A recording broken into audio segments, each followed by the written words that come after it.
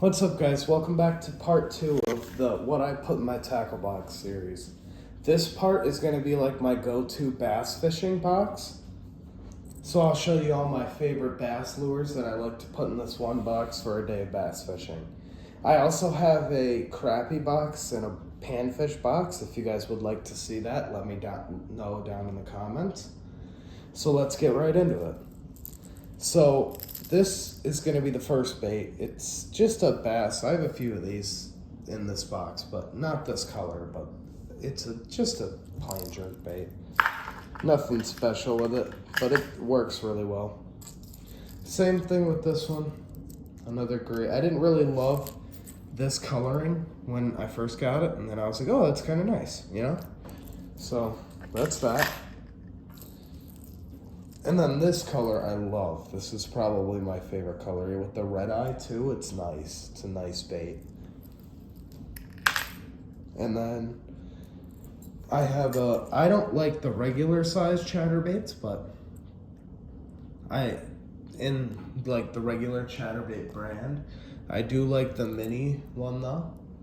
And then with those striking tails, they flip really good through the water.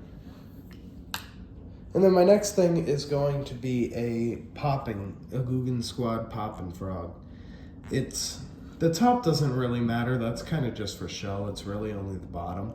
And I really like that black color for like an overcast day, and you can just pop that right through the lily pads. That's why for most case scenarios, I like the popping frog over the topwater popper, because this is weedless and it can go right through the weeds.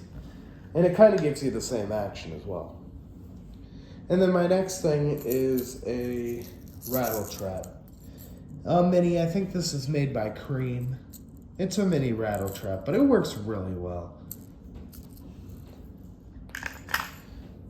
And then my next bait, I know I said this is a bass box, but I know this is tiny, but it does catch bass really, really well. I've used it many times. And then my next bait is like a plopping frog. I don't remember what they call it. I think it's made by Booyah, but it works really well. I like the action that you get. And then same thing with this too. Half the time I'd prefer to use this over a whopper plopper because you get the same action and it's weedless.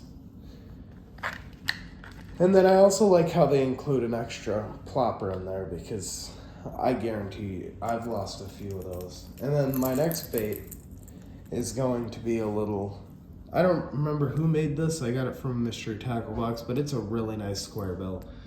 I like how this isn't clear. It actually kind of gives it a little shimmer in the water as it's going through.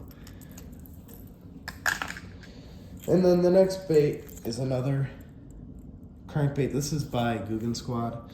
I really like this one because the bill is nice and wide, so it has that really like finicky action as it's going through the water. And then the second to last bait is going to be the Weston Lures Twin Turbo. I really, really like this bait. Like, as long as it's not weedless, or as long as there's really no weeds, which is hard to find, but if you're fishing, you see them busting on open water, you're gonna wanna go for them with this, because it's cast far, it's 11/16 ounce, and it's also not huge, and the belly on that is just really good looking. And then my final bait, this is gonna be a really controversial bait. Let me know down in the comments on your opinion in this bait. But the Googan Squad clickbait, I like it. I didn't used to like it back when they made them originally, because this would bend out super easy, because now they have it so you can actually adjust how deep or shallow it goes, but it just used to mess up really bad. But now that they made their improvements on it, I really, really can't stress enough how much I like this bait. And then that's it for this video, guys. And reminder that the 1,000 subscriber giveaway for those 2 jigs I showed in the last video, once we get to 1,000 subscribers, I'll be picking a winner for those.